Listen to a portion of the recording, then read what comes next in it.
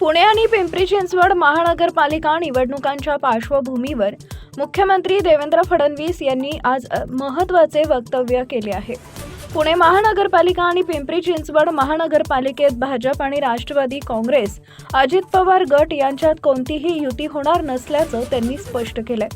मुख्यमंत्री म्हणाले की पुणे आणि पिंपरी चिंचवडमध्ये आम्ही आणि अजित पवार गट एकत्र निवडणूक लढवणार नाही। दोन्ही पक्षांना राजकारणाची समज आहे। आम्ही एकत्र आलो तर तिसऱ्या पक्षाचा फायदा होईल आणि तो फायदा होऊ देणार नाही। त्यामुळे दोन्ही महानगरपालिकांमध्ये भाजप आणि राष्ट्रवादी अजित पवार गट हे एकमेकांच्या विरोधात मात्र मैत्रीपूर्ण वातावरणात निवडणूक लढवतील असंही त्यांनी स्पष्ट केलंय।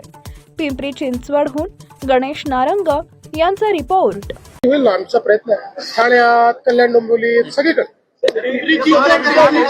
पिंपरी चिंचवडमध्येही अजित पवार आणि आम्ही पुणे आणि पिंपरी चिंचवडमध्ये एकत्रित लढू शकणार नाही। आम्हाला दोघांनाही एवढं राजकारण समजतं की आम्ही एकत्रित लढलो तर तिसऱ्याचा फायदा होईल, त्यामुळे तिसऱ्याकरता आम्ही जागा ठेवणार नाही। आम्हीच एकमेकाच्या समोर लढू, पण मैत्रीपूर्ण लढू।